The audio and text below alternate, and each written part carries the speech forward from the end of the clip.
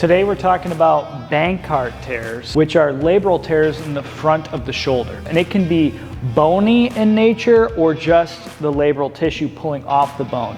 When we say bony, that basically means the bottom of this socket is actually fractured and it pulls the labrum with it. These are often surgical cases, but we do find small Bankart tears in non-operative cases all the time. In today's video, we're going to talk about what you need to consider if you do have a Bankart tear and you're going to try to work through this without getting surgery. But really, if you are getting surgery, you need to think about these same things. Let's get right into it.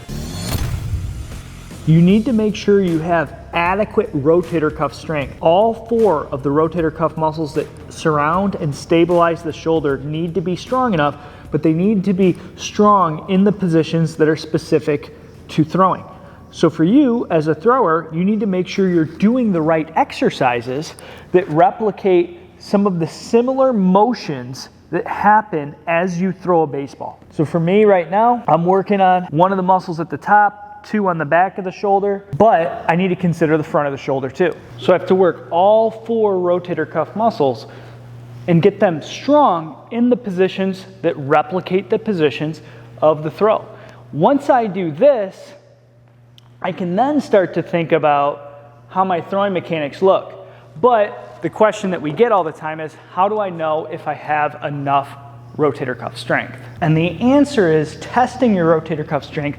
There's a few moves you can do that were made popular by armcare.com, but you can actually buy a dynamometer if you don't have the means for a subscription and test it.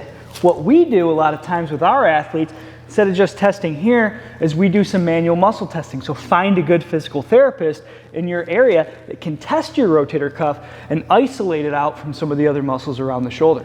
I think it's safe to assume for most athletes, you probably just don't have enough rotator cuff strength at the current phase that you're at right now. We see tons of athletes, hundreds of athletes come in injured at our facility, and I'm yet to find more than maybe 1% who have enough rotator cuff strength when they come in for that initial visit. So better safe than sorry. Start working it. You need to work it anyways, and you're not going to be too strong in your rotator cuff. After you do that, we start to look at range of motion, and we're going to address it in two different ways. So there's plenty of tests that you can do to make sure you have enough, and you can see that right side doesn't get there. So maybe I don't have enough lat flexibility or shoulder flexion, but also internal rotation. If you can find a good PT in your area that can look at your shoulder strength, give you some objective measures and maybe some manual muscle testing measures of how strong you are, they can also look at your range of motion to see if you have adequate range. And a lot of times we're finding variances, especially in internal rotation side to side. Here's a simple way you can test that. I'll go into a sleeper stretch position. Quarter roll onto my side, shoulder stays down, elbow 90 degrees, shoulder at 90 degrees. And I'll keep that shoulder on the floor, go to where I hit some resistance without that shoulder popping up or the elbow deviating. So don't let that shoulder pop. And now I'm going to see how far I get. And then I'm simply going to compare that to the other side.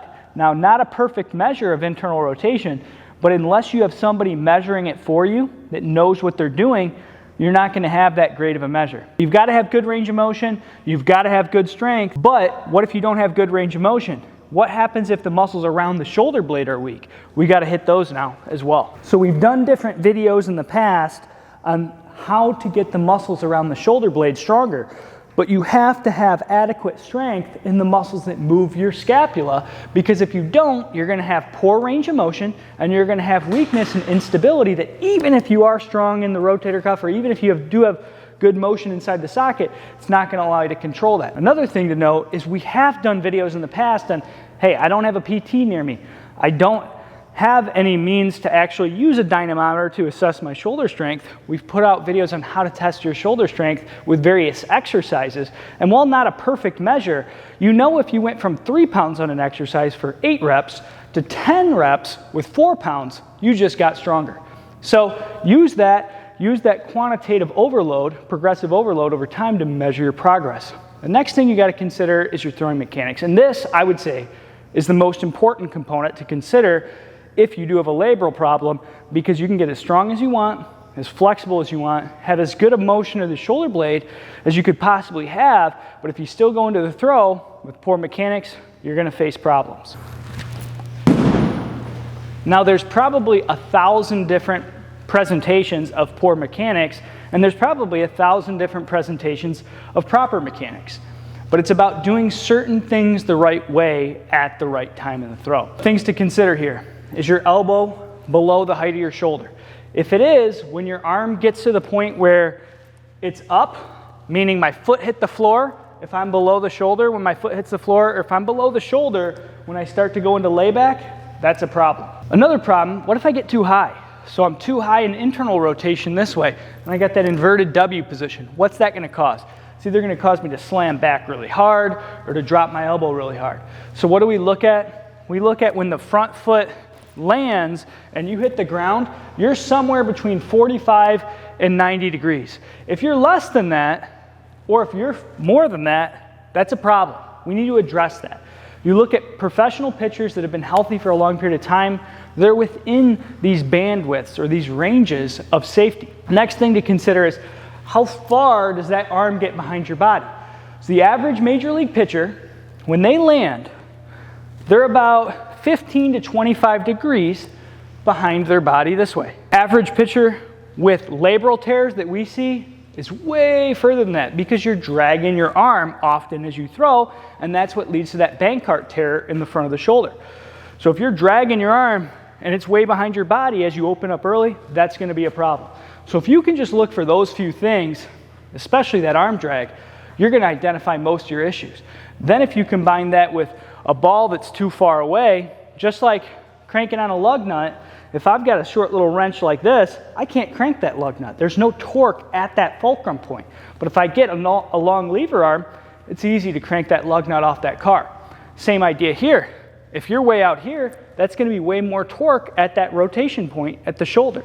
So now you combine something where you're in internal rotation, you drop low, and you deviate out and around, now you got a big problem. And you can be as strong as you want, but you magnified the loads at your shoulder, and your rotator cuff is not going to be able to center that ball in the socket, and you're going to have a labral tear. Now, if you guys are looking for specifics on how to work through some of these things, you've got to have a proper assessment from a PT who actually understands throwing injuries and works with throwers on a daily basis. If you don't, you're shooting in the dark. So that's my number one suggestion. However, I will have a video that's going to go through more exercises and specifics for Bankart and labral tears coming up in the next video. So subscribe, hit the bell for notifications, and we'll see you there.